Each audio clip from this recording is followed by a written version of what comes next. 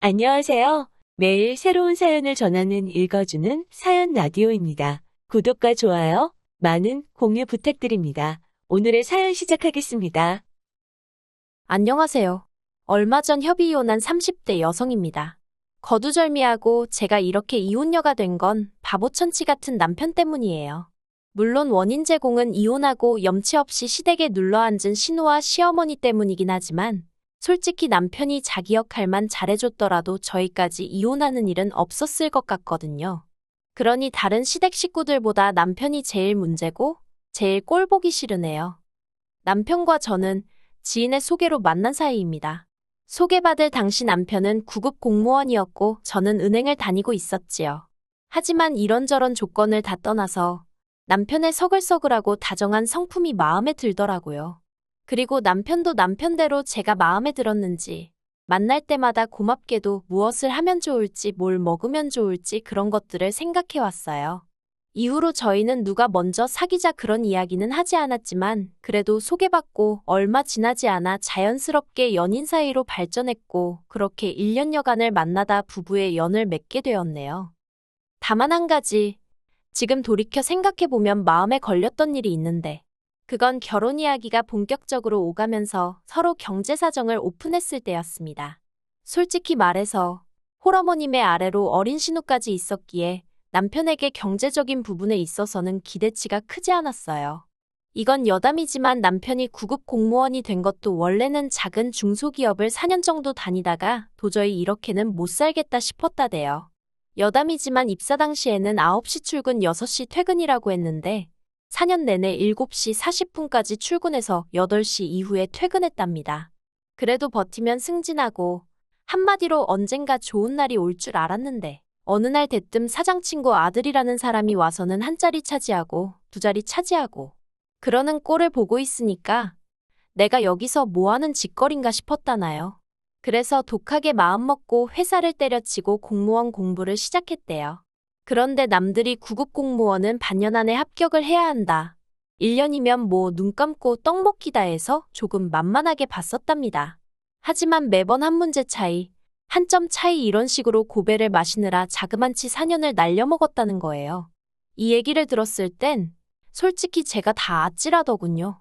솔직히 포기하지 않은 그 근성이 대단하다 싶으면서도 미련한 건가 싶고 어쨌든 결국엔 합격을 했으니 다행인가 싶기도 하고. 그런데 이런 과정이 있다 보니 당연히 모아둔 돈은 거의 없었지요. 가뜩이나 첫 직장 다닐 때도 홀어머니 생활비 보태드리랴 어쩌랴 해서 얼마 모으지도 못했는데 그 돈을 수험생활에 다 써버렸다니까요. 그리고 이런 이야기는 이미 연애하면서 조금씩 여러 번 들었던지라 언젠가부터는 그쪽으론 아예 기대치가 없었지요. 그래도 운이 좋았던 게 저희 친정부모님이 남편을 사윗감으로 마음에 들어 하셨습니다. 어떻게 모든 게 100% 마음에 들 수 있겠냐면서 그래도 저한테 잘하고 당신들한테 살가우니 그것만으로도 좋다 하시대요. 그리고 어쨌든 9급 공무원이라는 직업이 떼돈을 버는 직장은 아니어도 안정적이잖아요. 그래서 부족한 부분은 친정부모님이 도와주신다고 하셔서 무사히 결혼 준비를 할 수 있었지요. 그리고 남편에게 경제적인 부분에 있어 기대치가 없었던 만큼이나 어머님께도 아무것도 바라는 게 없었습니다. 솔직히 결혼 이야기가 한창 오가는 와중에도 당신 친구분들하고 여행 간다며 남편에게 이달은 용돈 얼마를 더 보내라 하시는 분이셨거든요. 그런 걸 옆에서 다 보고 있었는데 제가 뭘 생각하고 바라고 했겠어요. 그래도 시어머니 되실 분이라 나쁘게는 말 못하고 세상에는 정말 다양한 어머니들이 있구나 생각만 했지요. 그리고 그런 어머님의 비위를 맞춰드리는 것도 어떻게 보면 자식돌이라고 생각해서 최대한 좋은 쪽으로 생각하려고 했어요. 그런데 저와 남편이 결혼하고 2년 차가 되던 해였습니다. 남편에게는 3살 터울의 여동생이 있거든요. 신우는 일찍이 혼전 임신을 해서 저희가 결혼할 때 이미 7살짜리 아이를 키우고 있었어요. 여담이지만 자기 아들을 화동으로 세우겠다며 멋대로 무슨 큰 호의를 베풀듯이 이야기를 해서 제가 무척이나 황당했었답니다. 왜냐면 그러면서 저더러 얼마 줄 거냐고 물었거든요. 세상에 공짜가 어딨냐고 하면서요. 그런데 저는 제 결혼식이 엄숙하고 진지하길 바랬기 때문에 화동이라던가 모하객들을 산만하게 만들 만한 이벤트는 하고 싶지 않았어요. 그래서 제가 화동은 안 해도 된다니까 애가 얼마나 서운하겠냐면서 졸지에 저를 되게 무심한 사람처럼 몰고 가는 걸 보고 보통이 아니구나 싶더라니까요. 그리고 신우는 자기가 동생이지 않냐면서 축의금도 이론도 안 했어요. 솔직히 저야 안 받아도 그만이지만 그쪽에서도 정말 뭐 하나 해준 게 없었네요. 이러니 저랑 신우랑 사이가 좋을 리가 없었지요. 아무튼 그런 신우가 이혼을 했습니다. 이혼 사유는 심해부의 바람이었어요. 회사에 들어온 단기계약직 여직원하고 바람이 난 걸 평소에 신우랑 가깝게 지내던 다른 동료 와이프가 말해줬다대요. 그리고 심해부도 너무한 게 그러면 바짝 엎드려서 빌기라도 하지. 신우 면전에다 대고 솔직히 하룻밤 실수 때문에 너 같은 여자랑 결혼했다는 게 너무 억울하다고 소리를 질러대고 난리도 아니었다고요. 그리고는 양육권이고 친권이고 다 필요 없다며 신우더러 다 가지라 했다는 거예요. 그런데 양육권이고 친권이고 그것만 주면 뭘 어떡하라는 건지. 문제는 돈이었어요. 신우고 심해부고 평소에 씀씀이가 어찌나 해펐는지 재산이라곤 둘이 살던 전세집 보증금 7천이 전부였더라고요. 근데 그나마도 또 돈 갚을 때가 있어서 결국 이리저리 다 쪼개고 나니까 신우 앞으로 2천만 원 남더랍니다. 그래서 신우가 그 2천만 원하고 시조카 데리고 어머님 댁에 들어갔지요. 솔직히 신우가 어머님 딸인데 어머님 댁에서 들어가 사는 걸 보고 누가 이러쿵저러쿵 말을 했겠어요. 저 또한 그거에 대해서 불만은 전혀 없었고요. 하지만 제가 이해할 수 없었던 건 그런 상황에서도 신우는 일할 생각을 안 하더라는 거예요. 겨우 2천만 원 들고 이혼한 상황에서 그 돈만 조금씩 까먹어가면서 버티려고 드는 모양새가 딱하다 못해 어이가 없었네요. 그리고 상황이 그렇다 보니 원래도 가족 모임이 있으면 저희 부부가 대부분 부담하기는 했지만 그 빈도수가 더 잦아졌다고 해야 할까요? 어머님 생신을 비롯해서 명절부터 시작해서 이런저런 행사가 있을 때마다 계산은 너무나 당연히 저와 남편의 몫이었고 심지어 저는 해산물을 먹지 못하는데 해물탕을 먹으러 가서도 돈을 저희더러 내게 하더라고요. 그리고 그뿐만이 아니었습니다. 어머님께서는 걸핏하면 저희더러 하나뿐인 시조카 섭섭하게 하지 마라. 서운케 하지 말라면서 이것도 해줘라 저것도 해줘라. 한마디로 저희가 마치 시조카 양부모 역할이라도 해주길 바라시는 눈치였습니다. 하지만 저희는 저희대로 자녀 계획을 세우고 있었기에 그렇게 무턱대고 시조카한테 돈을 들이부을 상황이 아니었거든요. 특히나 어머님께서 매달 용돈이니 생활비니에서 못해도 70만 원씩 받아가고 계셨는데 시조카한테도 용돈을 주라는 둥 학원을 보내야 한다는 둥 어머님 말씀을 따른다 치면 한 달에 시조카 앞으로 좋기 50만 원은 들어가게 생긴 거예요. 저도 언젠가 한번 마음먹고 계산해봤다가 뒤로 넘어가는 줄 알았습니다. 결국 신우 뒷바라지라고 해야 하나 그 짓거리를 1년이나 하고 나서야 도저히 못 참겠다 싶어서 제가 남편에게 얘기 좀 하자고 했어요. 그리고는 제가 엑셀로 정리한 저희 재정상태 분석표라고 해야 할지 은행에서 항상 하는 일이랑 비슷해서 해놓고 나니까 무슨 보고서처럼 됐더라고요. 아무튼 그걸 만들어서 남편 앞에 들이밀었습니다. 그러자 남편이 흘끗 보더니 그래서 하고 싶은 말이 뭔데? 그러는 거예요. 일단 1차로 남편의 그런 시큰둥한 반응에 마음이 상했지만 그래도 어쨌든 유쾌한 대화 주제는 아니었으니 최대한 차분한 목소리로 남편에게 상황을 설명했어요. 우리도 조만간 아이를 가져야 하는데 이런 식으로 계속해서 어머님과 신우를 챙길 수는 없다. 이제 좀 줄일 건 줄여야 하지 않겠냐고요. 그런데 그 이야기가 끝나기가 무섭게 남편 얼굴색이 울그락불그락 하더니 그래서 뭐 어쩌자는 거냐고 소리를 지르면서 하고 싶은 말이 있으면 똑바로 해 그러대요. 솔직히 갑자기 왜 화를 내나 싶어서 어이가 없더라고요. 그리고 제가 뭘 잘못했다고 그런 남편 눈치를 보나 싶었지요. 그래서 저도 목소리를 높이고 이제 돈 못 준다. 사지욕심 멀쩡한 사람들이 일도 안 하고 놀고 먹으려 드는데 그걸 왜 우리가 돈을 대줘야 하냐. 이제 그렇게 못 산다. 저도 남편이 한 것처럼 똑같이 소리를 질렀어요. 그랬더니 남편이 갑자기 제가 어머님더러 어머님이라 안 하고 사람이라고 했다며 그걸 꼬투리 잡아서는 너는 며느리가 돼서 며느리 도리를 모른다. 마음가짐이 어떻다 저떻다. 아주 한 건 잡은 거 마냥 신이 났더군요. 그리고 남편이 그렇게 버럭한 이유를 알게 되는 데는 오랜 시간이 걸리지 않았습니다. 도대체 무슨 일이라도 있었나 싶어서 남편이 씻으러 들어간 사이에 남편 핸드폰을 몰래 훔쳐봤거든요. 그랬더니 신우가 장문의 문자를 보내놨는데 한다는 말이 어머님이랑 코딱지만한 집에서 살려니까 너무 힘들다면서 1억을 해달라고 보냈더라고요. 그리고 거절할 줄 모르는 남편은 어떻게든 저 몰래 그 1억을 해주려고 했던 모양이에요. 1, 2급 융권은 물론이고 대부업체까지 안 알아본 데가 없었으니까요. 참고로 집안에서 경제권은 제가 쥐고 있습니다. 결혼할 때 제가 집을 해온 대신 자연스럽게 경제권도 저한테 넘어왔어요. 하지만 제가 핸드폰을 몰래 받기도 했고 남편이 저에게 따로 신우가 부탁한 일에 대해서는 가타부타 말이 없었기 때문에 아는 척을 하기가 그렇더군요. 그래서 저도 굳이 입 밖으로 꺼내진 않았습니다.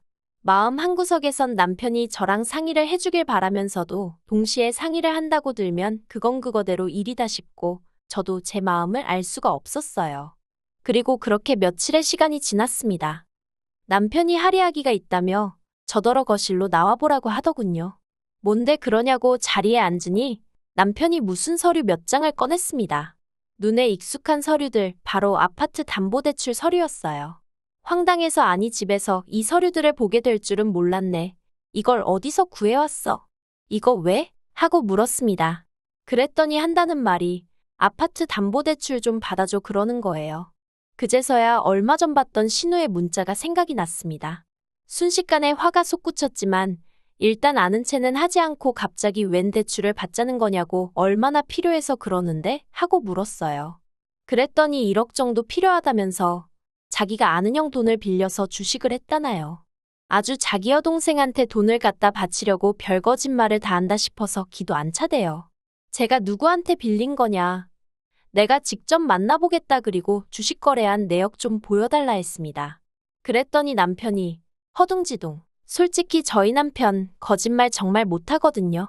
순발력이 있는 사람도 아니고요.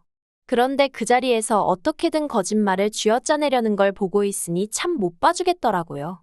그래서 제가 남편에게 신우가 당신에게 보낸 문자 봤다고 솔직하게 말했습니다. 그러자 남편도 차라리 잘 됐다면서 그럼 이제 상황을 알았으니 대출 좀 받아달랍니다. 신우가 못 갚으면 자기가라도 갚을 거니까 걱정하지 말라면서요. 어이가 없어서 나랑 살면서 뭘 어떻게 갚겠다는 거냐고 물었어요. 당신 월급이나 내 월급이나 공동재산인데 뭐 어디 따로 돈 들어올 구멍이 있는 것도 아니면서 무슨 돈을 갚겠다는 소리를 그렇게 쉽게 하냐고요. 그리고 아파트는 내가 한 것도 아니고 친정부모님이 해주셨는데 그걸 담보 잡아서 신우한테 1억이라니 생각 좀 하고 말하라고 화를 냈어요. 그러니까 남편이 한다는 말이 그러면 이혼밖에 답이 없겠네 그래요. 순간 저는 제 귀를 의심했습니다. 지금 뭐라고 했어? 이혼? 신우 1억 안 해주면 나랑 이혼이라도 하겠다고? 이혼하면 재산 분할하잖아. 그거라도 받아줘야지. 진짜 미쳤구나. 진심으로 하는 말이지? 후회 없지. 나중에 딴소리 하지 마. 남편의 마지막 말에 정이 있는 대로 떨어진 저는 이튿날 바로 이혼 전문 변호사를 찾았습니다. 그리고 변호사 앞에서 저도 모르게 울고 웃고 정말 미친 X가 따로 없었어요. 도끼도 오른 데다가 한편으론 그동안 나름대로 열심히 제 가정 꾸리고 살아왔다 싶었는데 이렇게 한순간에 정리하게 된 현실이 황당했거든요. 남편은 이혼 이야기가 나온 이후로 시댁으로 간 상황이었고 저에게 이혼은 언제 해줄 거냐면서 연락을 해왔어요. 그래서 서류 작성하자 하고 카페에서 만났습니다. 제가 이혼 서류 내밀면서 내 건 다 적었으니 당신 것만 적으면 된다 했습니다. 그러자 남편이 알겠다며 재산 분할은 어떻게 하냐고 묻대요. 그래서 재산 분할은 당신도 당신 변호사 구해서 알아보던가. 근데 우리가 나눌 재산이라는 게 있냐고 제가 물었습니다. 당신 한 달에 250씩 가져다 준 게 전부고 그중에서 100만 원 가까이 매달 시댁으로 빠져나갔잖아. 글쎄 뭐 기여한 게 있나? 솔직히 남편 자존심 상하라고 일부러 빈정거리듯 말했어요. 그리고 제 말투에 역시나 남편이 발끈해서는 그게 무슨 상관이냐며 어쨌든 부부가 같이 관리했으면 다 공동재산이라나요. 그리고는 집은 왜 빼먹냐길래 그건 증여야. 우리 부모님이 사랑하는 당신 딸 사주신 선물 같은 거라고. 당신은 나랑 결혼했단 이유 하나로 잠깐 빌렸을 수 있었던 거고. 그러자 남편 얼굴이 사색이 되어서는 그러면 자기 이혼 안 하겠답니다. 어이가 없어서 이혼이 당신이 하고 싶으면 하고 안 하고 싶으면 안 하고 그러는 건 줄 아냐고 나는 이미 마음 굳혔다 했어요. 그리고는 지금 내가 준 이혼 서류 마저 작성해서 등기로 보내든가 아니면 잠자코 기다려. 내가 변호사 사서 소송 걸게. 그 말만 남기고는 먼저 카페에서 빠져나왔네요. 그리고 결국 남편도 알아보긴 했는지 결국 서류 작성해서 등기로 보냈더라고요. 솔직히 당시에는 여러 가지 감정이 교차했습니다.